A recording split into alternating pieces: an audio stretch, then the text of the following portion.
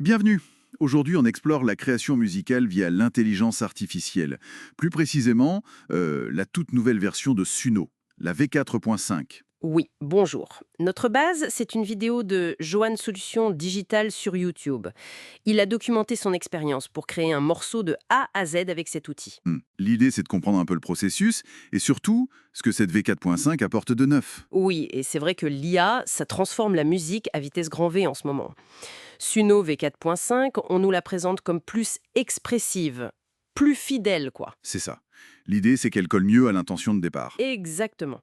Reste à voir concrètement ce que ça donne, surtout dans le cas de la source qui partait d'une idée bien précise. Alors justement, la source mentionne plusieurs améliorations. Une musique plus dynamique, des gens mieux respectés, des voix plus riches, plus nuancées. D'accord. L'interface lirait aussi mieux les descriptions, les fameux prompts.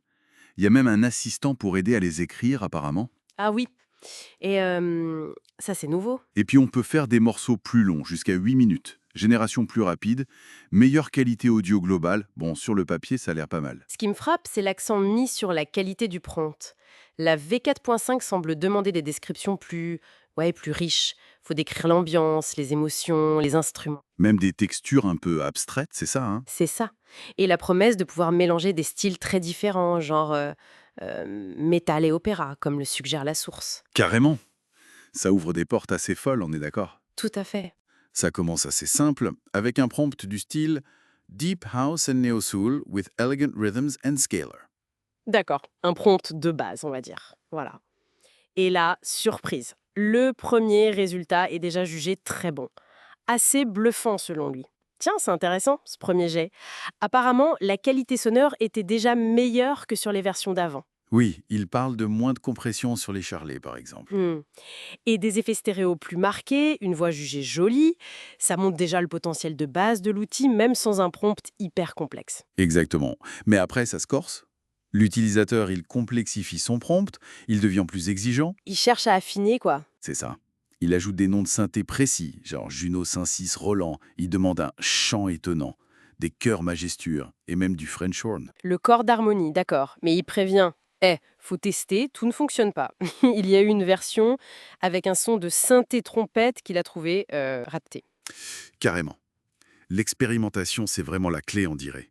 Et on voit que l'IA, elle reconnaît pas forcément les références hyper techniques comme le Juno 106. Oui, c'est pas magique. Et cette histoire de French horn, c'est fascinant. L'hypothèse qu'il fait, c'est que ça a pu introduire des styles non voulus, peut-être liés à une certaine image de la musique française dans la base de données de l'IA. Ah, c'est une piste intéressante sur les biais possibles. Oui, ou juste sur le fonctionnement un peu boîte noire de ces modèles. C'est parfois inattendu. Du coup, pour essayer de cadrer un peu plus, il a utilisé des prompts négatifs, pour dire à l'IA ce qu'il ne voulait pas.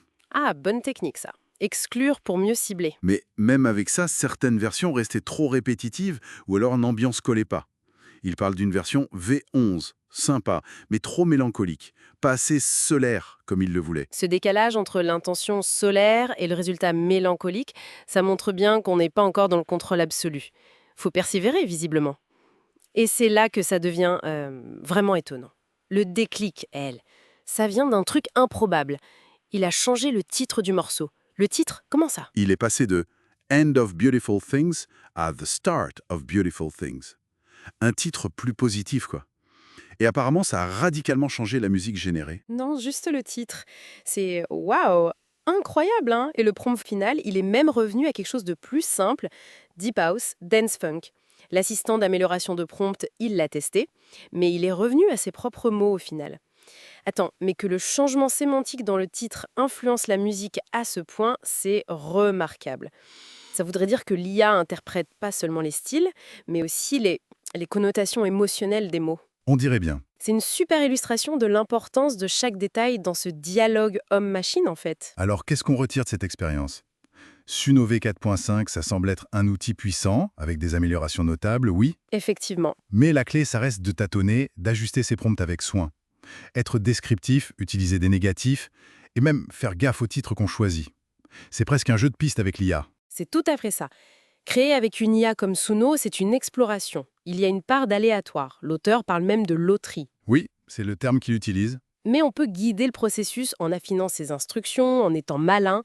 C'est une vraie collaboration, un dialogue continu entre l'humain et la machine pour arriver à une vision. D'ailleurs, l'auteur de la vidéo précise qu'il a quand même retravaillé le morceau généré après, pour améliorer la qualité audio finale. Donc la génération brute, c'est pas forcément la fin du chemin. Et ça soulève une question hyper intéressante pour la suite, non?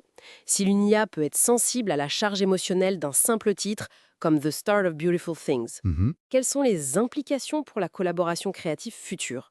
Comment on va définir, comment on va communiquer notre intention artistique à des machines qui interprètent les mots de manière aussi subtile presque? C'est une piste de réflexion assez fascinante, je trouve.